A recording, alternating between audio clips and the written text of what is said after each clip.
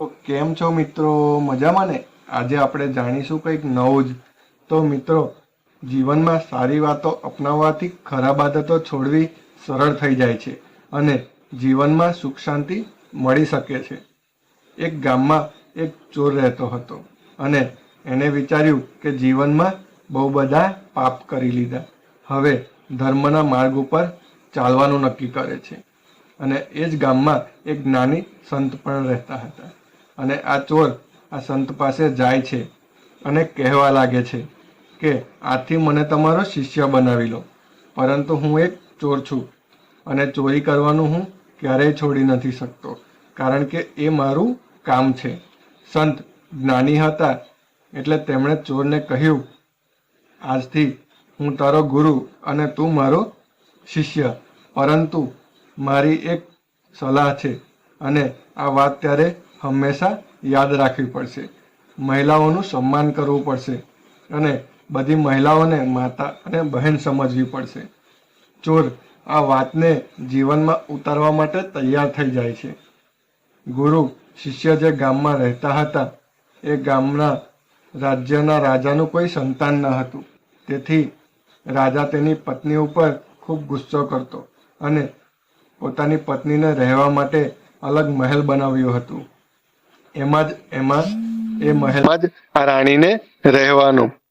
નવો નવો શિષ્ય બનેલો ચોર ચોરી કરવા માટે રાણીના મહેલમાં પ્રવેશ કરે છે. રાજાની પત્નીએ જોયું કે કોઈ ચોર મહેલમાં આવ્યો છે. મહેલના ચોકીદારોએ પણ આ ચોરને જોઈ ગયા અને રાજાને જોઈને આ ચોરને વાત કરી દીધી કે મહેલમાં એક ચોર આવ્યો છે. રાજા રાણીના મહેલમાં પહોંચ્યા અને એમણે જોયું કે ચોર સાથે મારી રાણી વાત કરી રહી છે. રાણીએ ચોરને પૂછ્યું, તું અહીં કેવી રીતે આવ્યો? ચોર જવાબ આપે છે કે હું અહીં ઘોડા પર આવ્યો છું. રાણીએ કહ્યું કે હું તારા ઘોડાને સોના ચાંદીથી સજાવી દઈશ, પણ મારી એક ઈચ્છા પૂરી કરી દે. ચોરે કહ્યું કે તમે મારી માતા સમાન છો અને હું તમારો પુત્ર સમજીને ઈચ્છા જણાવો. હું એક ચોર છું, પરંતુ મારી જે થઈ શકશે મારાથી એ હું જરૂર પૂરું કરીશ. રાણીએ કહ્યું, જો તું સાચે જ મને માનતો હોય તો આજ પછી ચોરી કરવાનું બંધ કરી દે. ચોરે ગુરુને કહ્યું હતું કે તે મહિલાઓનું સન્માન કરશે, તેથી તેને રાણીની વાત માની લીધી અને રાણીની સામે સંકલ્પ લીધો કે હવેથી તે ચોરી નહીં કરે. રાજા આ બધું સાંભળી રહ્યો હતો. રાજા ચોરની આ વાત સાંભળીને ખૂબ પ્રસન્ન થઈ ગયો હતો. તેથી તે ચોરને તરત જ દરબારમાં બોલાવ્યો અને કહ્યું કે તે રાણી સાથે જે વાત કરી તેનાથી હું ખૂબ પ્રસન્ન છું.